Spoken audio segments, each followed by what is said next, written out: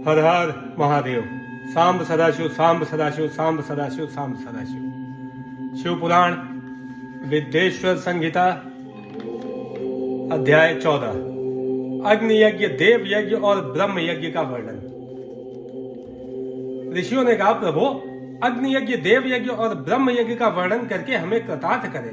सूत जी बोले, महर्षियों, गृहस्थ पुरुषों के लिए प्रातः और सायंकाल अग्नि में 2 चावल और द्रव्य की आहुति ही अग्नि यज्ञ है। ब्रह्मचारियों के लिए समिधा का देना ही अग्नि यज्ञ है, अर्थात अग्नि में सामग्री की आहुति देना उनके लिए अग्नि यज्ञ है। द्विजों का जब तक विवाह ना हो उनके लिए अग्नि में समिधा की आहुति, व्रत तथा जाप करना ही अग्नि यज्ञ है। द्विजों, जिसने अग्नि को विसर्जित कर उसे अपनी आत्मा में स्थापित कर लिया है, ऐसे वानप्रस्थियों और सन्यासियों के लिए यही अग्नि यज्ञ है कि वे समय पर हितकर और पवित्र अन्न का भोजन कर लें। ब्राह्मणों, सायकाल अग्नि के लिए दी आहुति से संपत्ति की प्राप्ति होती है तथा प्रातःकाल सूर्य देव को दी आहुति से आयु की वृद्धि होती है। दिन में अग्नि देव सूर्य में ही प्रविष्ट हो जाते हैं, अतः प्रातःकाल सूर्य को दी आहुति अग्नि यज्ञ के समान ही होती है। इंद्र आदि समस्त देवताओं को प्राप्त करने के उद्देश्य से जो आहुति अग्नि में दी जाती है वह देव यज्ञ कहलाती है। लौकिक अग्नि में प्रतिष्ठित जो संस्कार निमित्तिक हवन कर्म है वह देव यज्ञ है। देवताओं को प्रसन्न करने के लिए नियम से विधि पूर्वक किया गया यज्ञ ही देव यज्ञ है।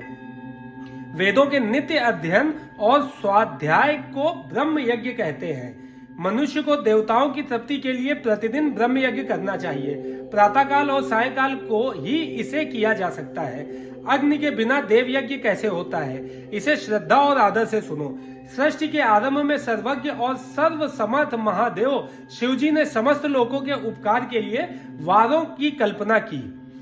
भगवान शिव संसार रूपी रोग को दूर करने के लिए वैद्य है, सबके ज्ञाता तथा समस्त औषधियों के औषध है। भगवान शिव ने सबसे पहले अपने वार की रचना की जो आरोग्य प्रदान करने वाला है। तत्पश्चात अपनी माया शक्ति का वार बनाया जो संपत्ति प्रदान करने वाला है। जन्म काल में दुर्गतिग्रस्त बालक की रक्षा के लिए कुमार के वार की कल्पना की। आलस्य और पाप की निवृत्ति तथा समस्त लोगों का हित करने की इच्छा से लोक रक्षक भगवान विष्णु का वार बनाया।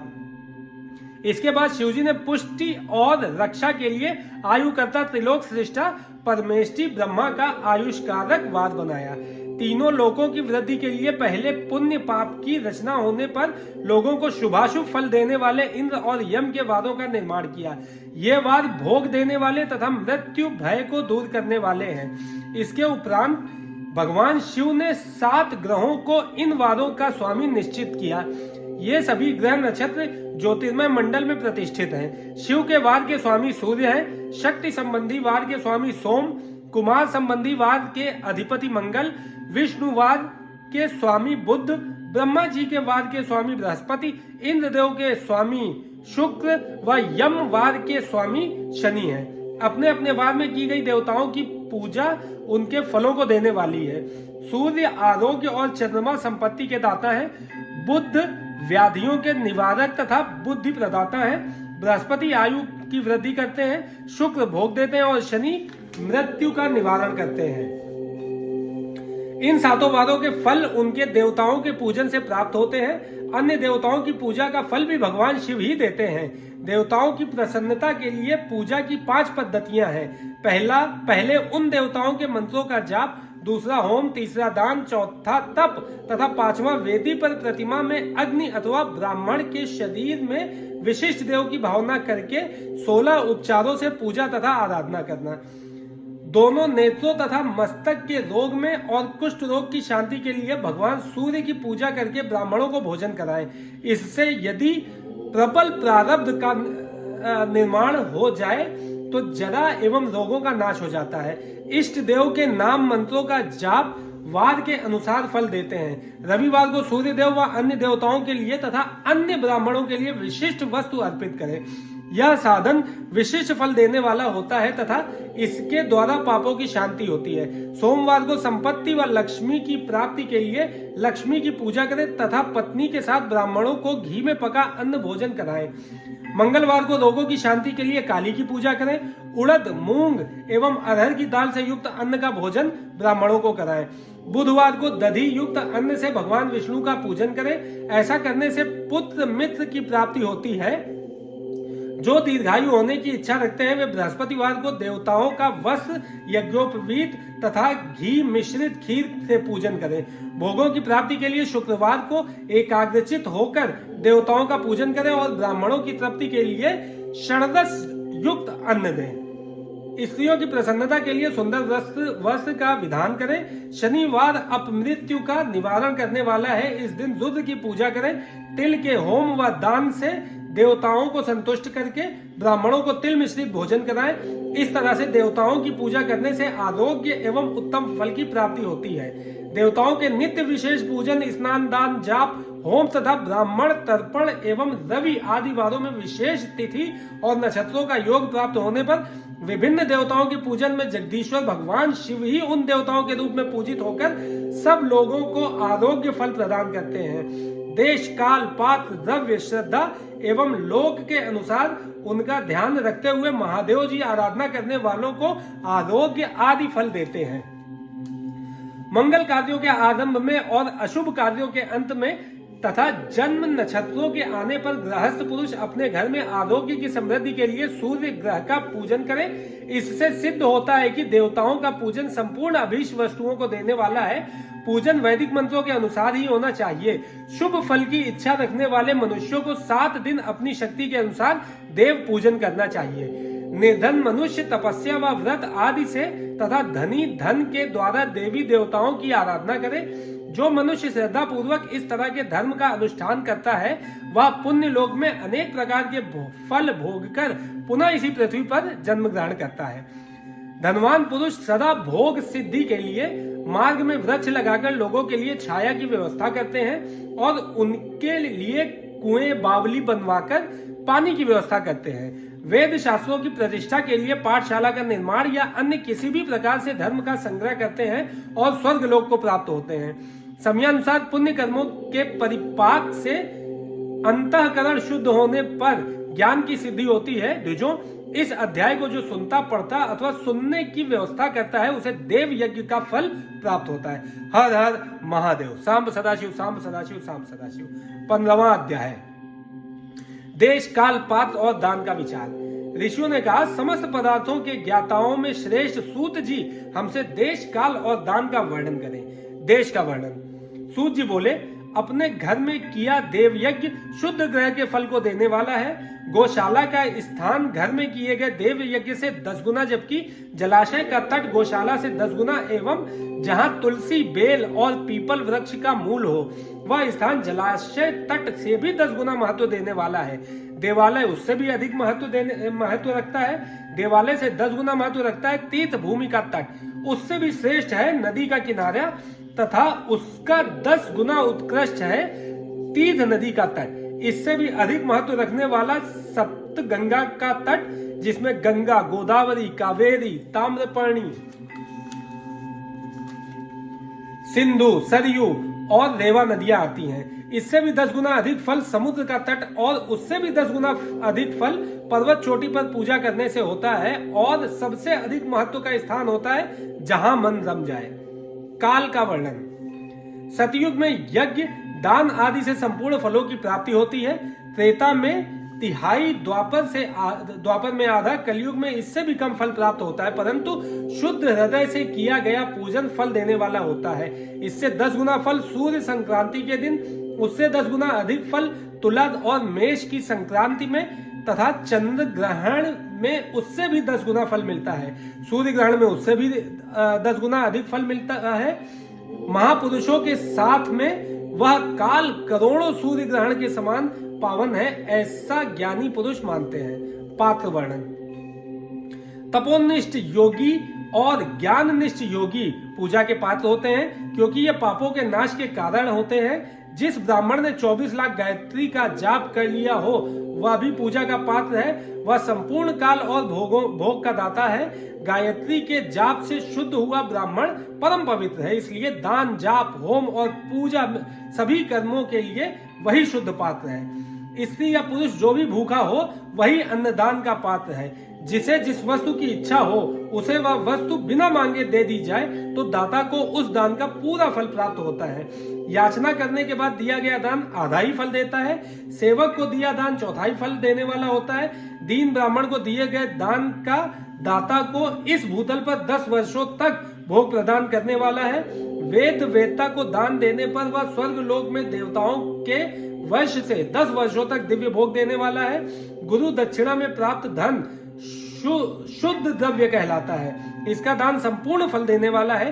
क्षत्रियों का शौर्य से कमाया हुआ, वैश्यों का व्यापार से कमाया हुआ और शूद्रों का सेवा वृत्ति से प्राप्त किया धन उत्तम द्रव्य है। दान का वर्णन। गौ भूमि, तिल, सुवर्ण, घी, वस्त्र, धान्य, गुड़, चांदी, नमक, कोहड़ा और कन्या नामक 12 वस्तुओं का दान करना चाहिए। गोदान से सभी पापों का निवारण होता है और पुण्य कर्मों की पुष्टि होती है। भूमि का दान परलोक में आश्रय देने वाला होता है। तिल का दान बल देने वाला तथा मृत्यु का निवारक होता है। सुवर्ण का दान वीरदायक और घी का दान पुष्टिकारक होता है। वस्त्र का दान आयु की वृद्धि करता है। धान्य का दान करने से अन्न और धन की समृद्धि होती है। गुड़ का दान मधुर भोजन की प्राप्ति कराता है। चांदी के दान से वीर की वृद्धि होती है। लवण के दान से षड्रस भोजन की प्राप्ति होती है। कोहड़ा या कुष्मांडा के दान से पुष्टिदायक माना जाता है। कन्या का दान आजीवन भोग देने वाला होता है। जिन वस्तुओं से श्रवण आदि इंद्रियों की तृप्ति होती है उनका सदा दान करें। वेद और शास्त्र को गुरुमुख से ग्रहण करके कर्मों का फल अवश्य मिलता है। इसे ही उच्च कोटि की आस्तिकता कहते हैं। भाई बंधु अथवा राजा के भय से जो आस्तिकता होती है वह निम्न श्रेणी की होती है। जिस मनुष्य के पास धन का अभाव है वह वाणी और कर्म द्वारा ही पूजन करे। तीर्थ यात्रा और व्रत को शारीरिक पूजन माना जाता है। तपस्या और दान मनुष्य को सदा करने चाहिए। देवताओं की तृप्ति के लिए जो कुछ दान किया जाता है वह सब प्रकार के भोग प्रदान करने वाला है। इससे इस लोक और परलोक में उत्तम जन्म और सदा सुलभ होने वाला भोग प्राप्त होता है। ईश्वर को सब कुछ समर्पित करने एवं बुद्धि से यज्ञ व दान करने से मोक्ष की प्राप्ति होती है। हर हर महादेव। सांब सदाशिव, सांब सदाशिव, सांब सदाशिव। 16वां अध्याय। देव प्रतिमा का पूजन तथा शिवलिंग के वैज्ञानिक स्वरूप का विवेचन। ऋषियों ने कहा, साधु शिरोमणि सूत जी, हमें देव प्रतिमा के पूजन की विधि बताइए जिससे अभीष्ट फल की प्राप्ति होती है। सूत जी बोले, हे महर्षियों, मिट्टी से बनाई हुई प्रतिमा का पूजन करने से पुरुष स्त्री सभी के मनोरथ सफल हो जाते हैं। इसके लिए नदी, तालाब, कुआं या जल के भीतर की मिट्टी लाकर सुगंधित द्रव्य से उसको शुद्ध करें। उसके बाद दूध डालकर अपने हाथ से सुंदर मूर्ति बनाएं। पद्मासन द्वारा प्रतिमा का आदर सहित पूजन करें। गणेश, सूर्य, विष्णु, शिव, पार्वती की मूर्ति और शिवलिंग का सदैव पूजन करें। संपूर्ण मनोरथों की सिद्धि के लिए 16 उपचारों द्वारा पूजन करें। किसी मनुष्य द्वारा स्थापित शिवलिंग पर 1 सेर नैवेद्य से पूजन करें। देवताओं द्वारा स्थापित शिवलिंग को 3 सेर नैवेद्य अर्पित करें तथा स्वयं प्रकट हुए शिवलिंग का पूजन 5 सेर नैवेद्य से करें। इससे अभीष्ट फल की प्राप्ति होती है। इस प्रकार सहस्र बार पूजन करने से सत्यलोक की प्राप्ति होती है। 12 अंगुल चौड़ा और 25 अंगुल लंबा यह लिंग का प्रमाण है और 15 अंगुल ऊंचा लोहे या लकड़ी के बनाए हुए पत्र का नाम शिव है। इसके अभिषेक से आत्मशुद्धि, गंध चढ़ाने से पुण्य, नैवेद्य चढ़ाने से आयु तथा धूप देने से धन की प्राप्ति होती है। दीप से ज्ञान और तांबूल से भोग मिलता है। अतएव स्नान आदि 6 पूजन के अंगों को अर्पित करें। नमस्कार और जाप संपूर्ण अभीष्ट फलों को देने वाला है। भोग और मोक्ष की इच्छा रखने वाले लोगों को पूजा के अंत में सदा जाप और नमस्कार करना चाहिए। जो मनुष्य जिस देवता की पूजा करता है वह उस देवता के लोक को प्राप्त करता है तथा उनके बीच के लोकों में उचित फल को भोगता है। हे महर्षियों, भूलोक में श्री गणेश पूजनीय है। शिवजी के द्वारा निर्धारित तिथि वार नक्षत्र में जो विधि सहित इनकी पूजा करता है उसके सभी पाप एवं शोक दूर हो जाते हैं। वह अभीष्ट फलों को पाकर मोक्ष को प्राप्त करता है। यदि मध्याह्न के बाद तिथि का आरंभ होता है तो रात्रि तिथि का पूर्व भाग पितरों के श्राद्ध आदि कर्म के लिए उत्तम होता है तथा बाद का भाग दिन के समय देव कर्म के लिए अच्छा होता है। वेदों में पूजा शब्द को ठीक प्रकार से परिभाषित नहीं किया गया है। पुह का अर्थ है भोग और फल की सिद्धि जिस कर्म से संपन्न होती है उसका नाम है पूजा। मनोवांछित वस्तु तथा ज्ञान अभीष्ट वस्तुएं हैं। लोक और वेद में पूजा शब्द का अर्थ विख्यात है। नित्य कर्म भविष्य में फल देने वाले होते हैं। लगातार पूजन करने से शुभ कामनाओं की पूर्ति होती है तथा पापों का क्षय होता है। इसी प्रकार श्री विष्णु भगवान तथा अन्य देवताओं की पूजा उन देवताओं के वार तिथि नक्षत्र को ध्यान में रखते हुए तथा 16 उपचारों से पूजन एवं भजन करने से अभीष्ट फल की प्राप्ति होती है। शिवजी सभी मनोरथों को पूर्ण करने वाले हैं। महाआद्रा नक्षत्र अर्थात माघ कृष्णा चतुर्दशी को शिवजी का पूजन करने से आयु की वृद्धि होती है। ऐसे ही और भी नक्षत्रों, महीनों तथा वारों में शिवजी की पूजा व भोजन, भोग और मोक्ष देने वाला है। कार्तिक मास में देवताओं का पूजन विशेष फलदायक होता है। विद्वानों के लिए यह उचित है कि इस महीने में सब देवताओं का भजन करें। संयम व नियम से जाप, तप, हवन और दान करें, क्योंकि कार्तिक मास में देवताओं का भजन सभी दुखों को दूर करने वाला है। कार्तिक मास में रविवार के दिन जो सूर्य की पूजा करता है और तेल व कपास का दान करता है उसका कुष्ठ रोग भी दूर हो जाता है।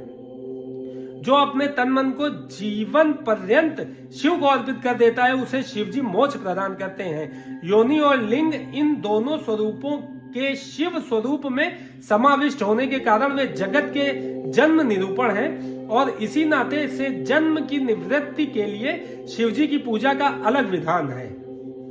सारा जगत बिंदु नाद स्वरूप है। बिंदु शक्ति और नाद शिव है। बिंदु शक्ति और नाद शिव है, इसलिए सारा जगत शिव शक्ति स्वरूप ही है। नाद बिंदु का और बिंदु इस जगत का आधार है। आधार में ही आधेय का समावेश अथवा लय होता है। यही सकलीकरण है। इस सकलीकरण की स्थिति में ही सृष्टि काल में जगत का आरंभ हुआ है। शिवलिंग बिंदु नाद स्वरूप है, अतः इसे जगत का कारण बताया जाता है। बिंदु देव है और नाद शिव, इनका संयुक्त रूप से शिवलिंग कहलाता है। अतः जन्म के संकट से छुटकारा पाने के लिए शिवलिंग की पूजा करनी चाहिए। बिंदु रूपा देवी उमा माता है और नाद स्वरूप भगवान शिव पिता। इन माता पिता के पूजित होने से परमानंद की प्राप्ति होती है। देवी उमा जगत की माता है और शिव जगत के पिता है। जो इनकी सेवा करता है उस पुत्र पर इनकी कृपा नित्य बढ़ती रहती है। वह पूजक पर कृपा कर उसे अपना आंतरिक ऐश्वर्य प्रदान करते हैं। अतः शिवलिंग को माता पिता का स्वरूप मानकर पूजा करने से आंतरिक आनंद की प्राप्ति होती है। भर्ग शिव पुरुष रूप है। भर्ग शिव पुरुष रूप है और भर्गा शक्ति प्रकृति कहलाती हैं। पुरुष आदि गर्भ है क्योंकि वही प्रकृति का जनक है। प्रकृति में पुरुष का संयोग होने से होने वाला जन्म उसका प्रथम जन्म कहलाता है। जीव पुरुष से बारंबार जन्म और मृत्यु को प्राप्त होता है। माया द्वारा प्रकट किया जाना ही उसका जन्म कहलाता है। जीव का शरीर जन्म काल से ही 6 विकारों से युक्त होता है, इसीलिए इसे जीव की संज्ञा दी गई है। जन्म लेकर जो प्राणी विभिन्न पाशों अर्थात बंधनों में पड़ता है वह जीव है। जीव पशुता के पाश से जितना छूटने का प्रयास करता है उसमें उतना ही उलझता जाता है। कोई भी साधन जीव को जन्म मृत्यु के चक्र से मुक्त नहीं कर पाते। शिव के अनुग्रह से ही महामाया का प्रसाद जीव को प्राप्त होता है और मुक्ति मार्ग पर अग्रसर होता है। जन्म मृत्यु के बंधन से मुक्त होने के लिए श्रद्धा पूर्वक शिवलिंग का पूजन करना चाहिए। गाय के दूध, दही और घी को शहद और शक्कर के साथ मिलाकर पंचामृत तैयार करें तथा इन्हें अलग अलग भी रखें। पंचामृत से शिवलिंग का अभिषेक व स्नान करें। दूध व अन्न मिलाकर नैवेद्य तैयार कर प्रणव मंत्र का जाप करते हुए उसे भगवान शिव को अर्पित कर दें। प्रणव को ध्वनि लिंग, स्वयंभू लिंग और नाद स्वरूप होने के कारण नाद लिंग तथा बिंदु स्वरूप होने के कारण बिंद लिंग के रूप में प्रसिद्धि प्राप्त है। अचल रूप से प्रतिष्ठित शिवलिंग को मकार स्वरूप माना जाता है, इसलिए वह मकार लिंग कहलाता है। सवारी निकालने में उकार लिंग का उपयोग होता है। पूजा की दीक्षा देने वाले गुरु आचार्य विग्रह आकार का प्रतीक होने से आकार लिंग के 6 भेद हैं। इनकी नित्य पूजा करने से साधक जीवन मुक्त हो जाता है।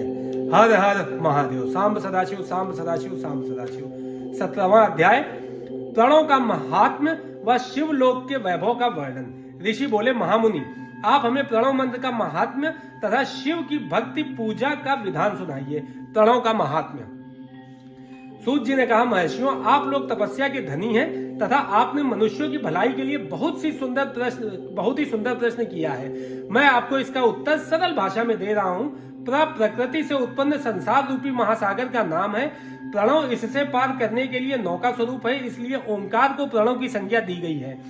प्रपंच ना नहीं है वह तुम्हारे लिए, इसलिए ओम को प्रणव नाम से जाना जाता है। अर्थात प्रणव वह शक्ति है जिसमें जीव के लिए किसी प्रकार का भी प्रपंच अथवा धोखा नहीं है। यह प्रणव मंत्र सभी भक्तों को मोक्ष देता है। मंत्र का जाप तथा इसकी पूजा करने वाले उपासकों को यह नूतन ज्ञान देता है। माया रहित महेश्वर को भी नव अर्थात नूतन कहते हैं। वे परमात्मा के शुद्ध स्वरूप हैं। प्रणव साधक को नया अर्थात शिव स्वरूप देता है, इसलिए विद्वान इसे प्रणव नाम से जानते हैं। क्योंकि यह नव दिव्य परमात्म ज्ञान प्रकट करता है, इसलिए यह प्रणव है। प्रणव के दो भेद हैं, स्थूल और सूक्ष्म। ओम सूक्ष्म प्रणव व नमः शिवाय, यह पंचाक्षर मंत्र स्थूल प्रणव है। जीवन मुक्त पुरुष के लिए सूक्ष्म प्रणव के जाप का विधान है, क्योंकि यह सभी साधनों का सागर है। देह का विलय होने तक सूक्ष्म प्रणव मंत्र का जाप अर्थभूत परमात्म तत्व का अनुसंधान करता है। शरीर नष्ट होने पर ब्रह्म स्वरूप शिव को प्राप्त करता है। इस मंत्र का 36 करोड़ बार जाप करने से मनुष्य योगी हो जाता है। या आकार, उकार, मकार, बिंदु और नाद सहित अर्थात आ, उ, मा 3 दीर्घ अक्षरों और मात्राओं सहित प्रणव होता है, जो योगियों के हृदय में निवास करता है। यही सब पापों का नाश करने वाला है। आ शिव है, उ शक्ति और मकार इनकी एकता। पृथ्वी, जल, तेज, वायु और आकाश 5 भूत तथा शब्द, स्पर्श आदि 5 विषय, कुल मिलाकर 10 वस्तुएं मनुष्यों की कामना के विषय हैं। इनकी आशा मन में लेकर जो कर्मों का अनुष्ठान करते हैं वे प्रवृत्ति मार्गी कहलाते हैं, तथा जो निष्काम भाव से शास्त्रों के अनुसार कर्मों का अनुष्ठान करते हैं वे निवृत्त मार्गी हैं। वेद के आरंभ में तथा दोनों समय की संध्या वंदना के समय सबसे पहले उकार का प्रयोग करना चाहिए। प्रणव के 9 करोड़ जाप से पुरुष शुद्ध हो जाता है, फिर 9 करोड़ जाप से पृथ्वी की, फिर इतने ही जाप से तेज की, फिर 9 करोड़ जाप से वायु की और फिर 9 करोड़ जाप से गंध की सिद्धि होती है। ब्राह्मण सहस्र ओंकार मंत्रों का रोजाना जाप करने से प्रबुद्ध व शुद्ध योगी हो जाता है। फिर जितेंद्रिय होकर 5 करोड़ का जाप करता है तथा शिवलोक को प्राप्त करता है। क्रिया, तप और जाप के योग से शिव योगी 3 प्रकार के होते हैं। धन और वैभव से पूजा सामग्री एकत्र कर अंगों से नमस्कार आदि करते हुए इष्ट देव की प्राप्ति के लिए जो पूजा में लगा रहता है वह क्रिया योगी कहलाता है। पूजा में संलग्न रहकर जो परिमित भोजन करता है एवं बाह्य इंद्रियों को जीतकर वश में करता है उसे तपोयोगी कहते हैं। सभी सद्गुणों से युक्त होकर सदा शिव भाव से समस्त कार्य कर शांत हृदय से निरंतर जो जाप करता है वह जप योगी कहलाता है। जो मनुष्य 16 उपचारों से शिव योगी महात्माओं को पूजा करता है वह शुद्ध होकर मुक्ति को प्राप्त करता है। जप योग का वर्णन। ऋषियों, अब मैं तुमसे जप योग का वर्णन करता हूँ। सर्वप्रथम मनुष्य को अपने मन को शुद्ध कर पंचाक्षर मंत्र नमः शिवाय का जप करना चाहिए। यह मंत्र संपूर्ण सिद्धियां प्रदान करता है। इस पंचाक्षर मंत्र के आरंभ में ओंकार का जाप करना चाहिए।